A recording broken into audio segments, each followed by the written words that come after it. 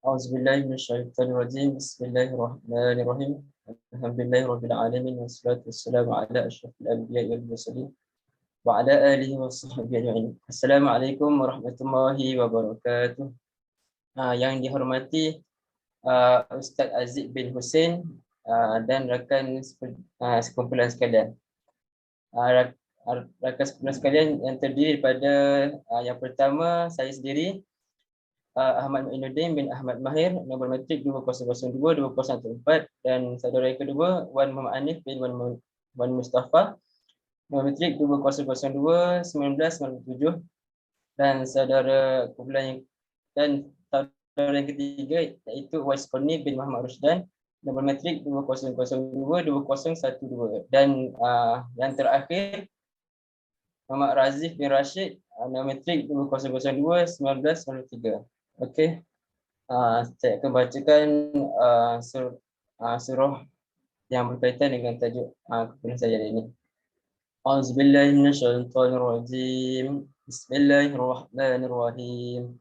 Wa ahallallahu al-bai'a wa harrama riba. Sadaqallahul azim. Kumpulan saya akan bentangkan tajuk yang bertajuk kumpulan saya akan bentangkan tajuk yang berkaitan dengan riba. Okey. Seterusnya ta'rif riba.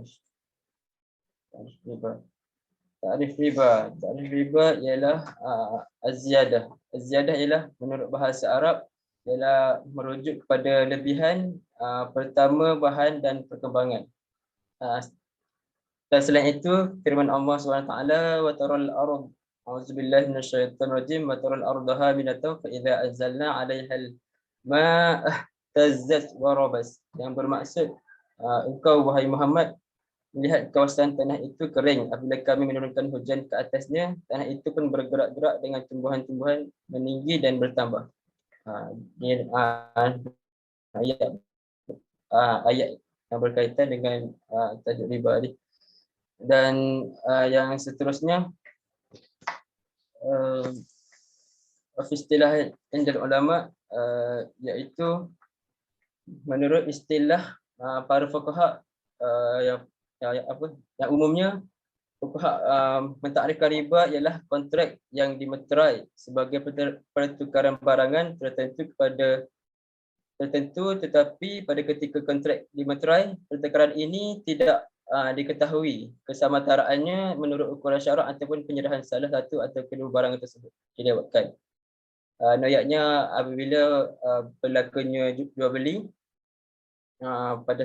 pada sesuatu ketika, ia tidak mengikut apa yang diperaturkan oleh syarak, iaitu seperti dia betul menaikkan harga barang itu. Jadi ia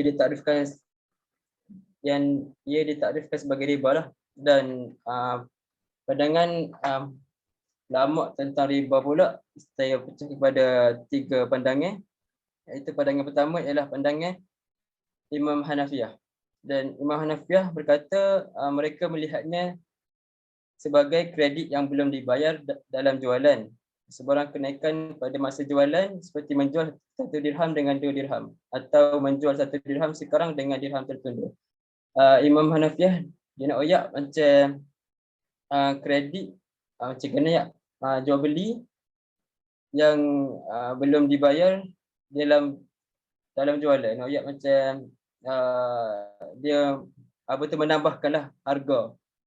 Seperti dia oyak sini, dia jual 1 dirham tetapi dibayar dengan 2 dirham. Atau menjual 1 dirham sekarang dengan dirham tertunda. Macam dia menaikkan harga dirham tu. Jadi harga 1 dirham tu menjadi 2 dirham. Ini pendapat Imam Hanafiyah lah. Dan pendapat yang kedua Maliki dan Syafi'i. Mereka melihat bahawa ia adalah kontrak yang tidak diketahui dalam balasan yang sama dalam syariat Islam, dan serta-merta atau ditangguhkan dalam kedua-dua alternatif atau salah satu daripadanya, iaitu apa yang ada apa yang ada di dalam wang riba dan apa yang sama dalam, dan kedua-dua hadiah dan sedekah adalah dikecualikan daripada takrif. Imam Syafi'i pula dia nak royak kontrak jual beli ada hak serupa juga apa tu dalam syariat Islam, tetapi dia menggunakan, dia menangguhkan dalam kedua-dua alternatifnya, dia macam menangguhkan jual beli tu lah. Dia menangguhkan jual beli, dan apabila dia nak meneruskan jual beli tu, dia memberikan bunga lah, memberikan bunga dalam pembayaran itu, dan jadi riba. Dan bukan lepas tu akhir sekali hak dioyak dan kedua-dua hadiah dan sedekah dah dikecualikan daripada takrif. Dia nak oyak macam kalau pembeli tu dia nak bagi hadiah atau sedekah, tu bukan riba lah. Dia nak oyak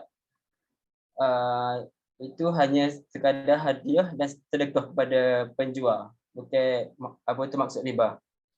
Dan pandangan ketiga, mereka melihat bahawa pandangan ketiga ni golongan Hambali, iaitu mereka melihat bahawa ia berbeza dalam beberapa perkara dan ia adalah buruk dalam perkara lain yang berkaitan dengan perkara, iaitu pertambahan dalam dua pertukaran seperti menjual gandum dan atau menjual emas secara on the spot untuk perak yang akan dibayar selepas beberapa ketika dan sebab riba bagi mereka sukatan dan berat.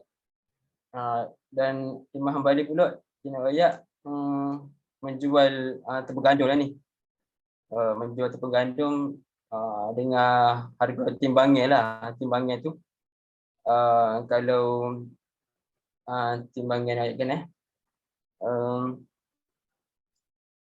menjual gandum, satu gandum untuk setengah macam satu gandum ni harga dia kali tukar gandum tu harga dia 1 dirham, tapi dia jual 1 kilo gandum tu dengan harga 1 emas dinar.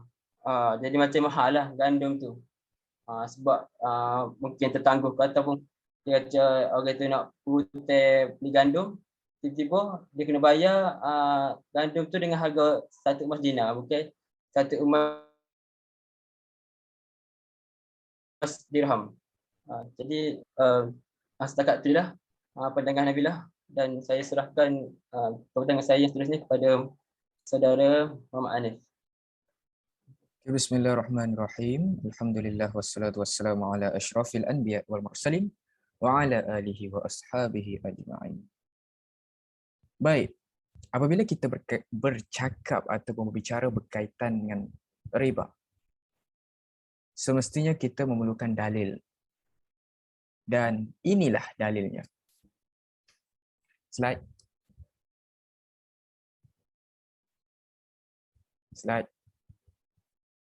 Next slide. Okey. Dalil. Tapi sebelum itu, riba.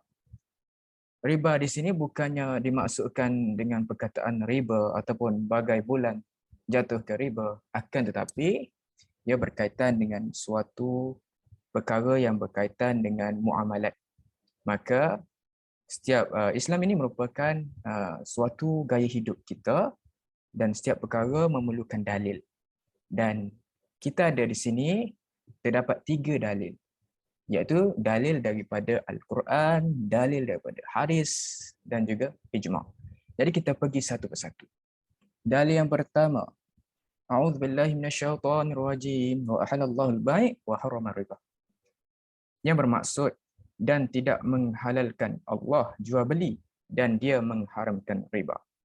Dalil yang kedua, alladzina ya'kuluna riba la yaqumuna illa kama yaqumul ladzi yatakhabbathu syaitan minal mas. Yang bermaksud orang-orang yang mereka makan riba, mereka tidak dapat berdiri melainkan seperti berdirinya orang-orang yang dirasuk oleh syaitan daripada menjadi gila.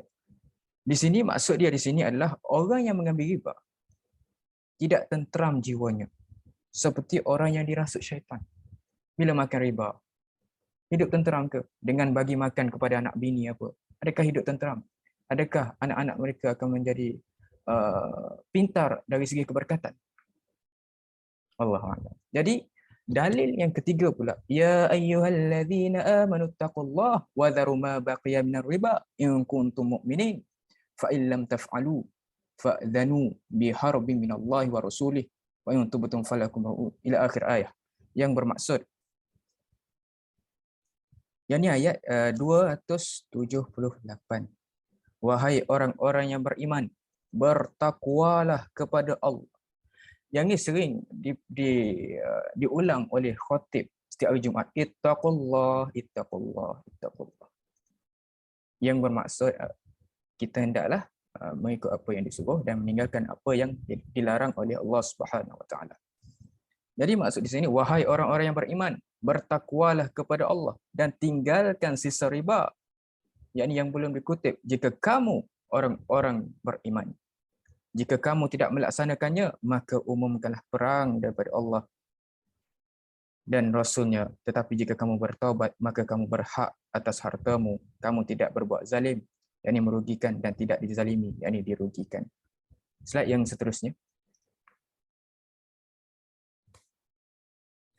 Yang itu dalil-dalil daripada Al-Quran. Manakala dalil yang terdapat pada As-Sunnah. As-Sunnah ni hadis Nabi SAW yang bermaksud ijtanibus sab'al, jauhi 7 perkara. Secara ringkas sebab masa amatlah mencemburui, iaitu antara perkara yang perlu dijauhi ialah wa aklur riba, yakni memakan riba. Manakala dalil As-Sunnah yang kedua ialah diriwayatkan Ibnu Mas'ud radhiyallahu anhu berkata, la'ana Rasulullah SAW melaknat pemakan riba. Ini untuk dalil-dalil As-Sunnah. Manakala bagi dalil ijma' pula, slide seterusnya. Amal ijma' wa ajmatil ummah. Ijma' ulama bersepakat bahawa riba ni apa? Adakah riba ni wajib? Adakah riba ni harus? Adakah riba ni sunat? Jawapannya, wa ajma'il ulama ala anna riba muharram. Riba ini, ijtima' ulama bersepakat bahawa riba ini adalah haram. Berkata Mawardi, hatta qila, sehingga berkata, innahu lam yahillu. Sesungguhnya riba ni lam yahillu, tak dihalalkan fi syariat. Dan riba ni telah wujud sejak umat-umat terdahulu lagi. Sekian daripada saya, Wan Muhammad Hanif bin Mustafa, nombor matrik 20021997. Saya serahkan baton ini kepada saudara Wais. Terima kasih kepada Ustaz Hanif atas perbincangan. Kemudian kita masuk kepada jenis-jenis riba.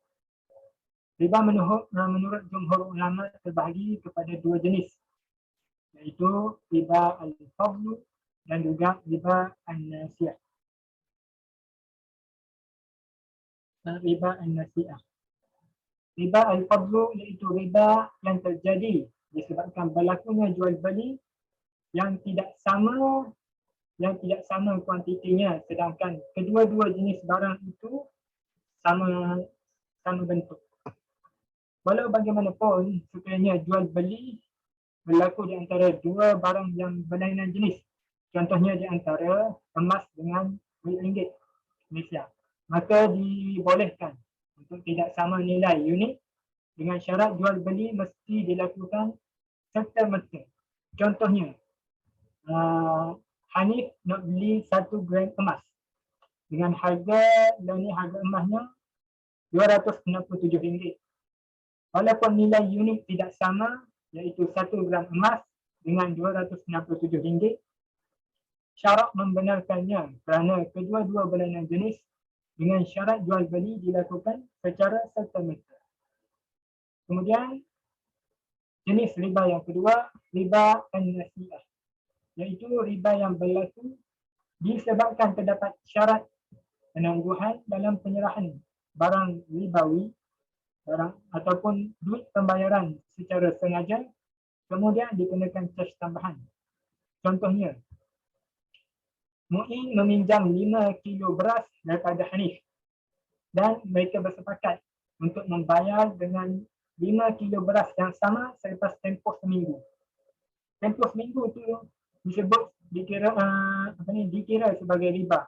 Bahkan lebih dahsyat lagi sekiranya Mu'in Hanif mensyaratkan supaya membayar lebih tinggi daripada harga yang dipinjam disebabkan tempoh penangguhan yang diberikan. Dan transaksi ini terkumpulnya dua jenis riba sekaligus, iaitu riba al-fadlu dan riba an-nasi'ah. Next. Kemudian ulama Syafi'i menambah satu lagi jenis riba, iaitu riba al-yad. Riba al-yad iaitu riba yang berlaku disebabkan lewat menyerahkan barang ribawi walaupun tidak diletakkan syarat penangguhan, yang bermaksud akad jual beli barang yang tidak sejenis seperti gandum dengan jelai tanpa penyerahan barang di majlis akad. Di situ sajalah pertanyaan saya serahkan kepada Ustaz lagi. Okay, bismillahirrahmanirrahim. Terima kasih saudara Yuwas Korni. Okay, seterusnya saya akan membahaskan tentang bab hukum. Al-Syafi'i mengatakan dalam kes lama, iaitu masa dia sebelum di Mesir lah, sebab dianya adalah bahawa ia dicantumkan, diukur mengikut jenis kelamin atau dicantumkan dengan jenis tertimbang. Berdasarkan ini sebab dia ada 3 huraya. Kata-kata Sa'id bin Abi al-Musayyab yang pertamanya adalah jangan jual makanan untuk makanan, kecuali umpamanya seperti dan persamaan hanya mengikut sukat teh atau berat sahaja. Berdasarkan ini boleh jual makanan, tak boleh disukat atau ditimbang pengen buah apple atau buah delima. Dan dia kata dalam Imam Syafi'i kata dalam kes yang jadi, iaitu dalam kes baru masa dia duduk di Mesir lah. Sebab ia ni cantumnya kelamin yang mana yang betul. Menurut ini sebab itu ada 2 sifat. Maka riba diharamkan dalam segala yang diberi, sama ada makanan ataupun makanannya. Dan Abu Hanifah pula dia berkata sebabnya sama dengan jenis kelamin atau ditimbang dengan jenis kelamin. Berdasarkan ini dibolehkan baginya menjual 1 kurma dengan 2 kurma dan 1 tangan dengan segenggam kurma untuk 2 biji, kerana itu tidak disukat dan tidak ditimbang. Diboleh sebab tidak disukat dan ditimbang. Dan tidak boleh baginya menjual benteng, besi, timah dan sebagainya, kerana dia boleh timbang dengan sukat. Lepas tu Imam Malik pula dia beroyak, dia berkata sebab bergantung pada nafkahnya adalah seks, dan berdasarkan ini riba diharamkan atasnya selagi ia makanan ruji atau sesuai untuk rezeki. Rabi'ah bin Abi Abdul Ar-Rahman berkata sebabnya ia adalah spesies yang diwajibkan zakat, maka sebab tu tak bolehlah jual apa yang diwajibkan zakat. Sebahagian wajib bagi yang lain, berbeza dengan haiwan. Atau dalil pula kebatilan, iaitu dalil batal kata-kata Ibn Sirin dan Ibn Jubair bahawa Nabi Allah membeli seorang hamba untuk 2 orang hamba, dan bukti kebatilan kata-kata mereka dan perkataan Rabi'ah adalah apa yang diriwayatkan oleh Abdullah bin Amr bahawa Nabi menyuruhnya untuk menyediakan tentera, maka unta-unta itu habis, maka baginda memerintahkannya untuk menaiki kereta sedekah. Maksudnya dalam hal unta-unta kebajikan, baginda pernah mengambil seekor unta dengan 2 ekor unta kepada unta yang sedekah. Ia adalah satu jantina dan diperlukan sedekah di dalamnya. Patut dalil kenyataan mazhab Maliki ni, Nabi melarang riba garang dan bukan dengan paksa. Jika dia berkata kerana ia baik untuk makanan, dia tidak benar, kerana semua kondensasi dan api adalah baik untuk makanan dan diketahui bahawa tidak ada riba di dalamnya.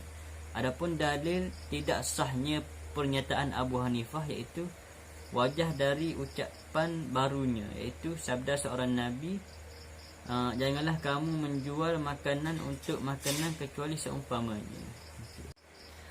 Apa yang baik itu datangnya daripada Allah dan apa yang buruk itu datangnya daripada diri kami sendiri. Assalamualaikum warahmatullahi taala wabarakatuh.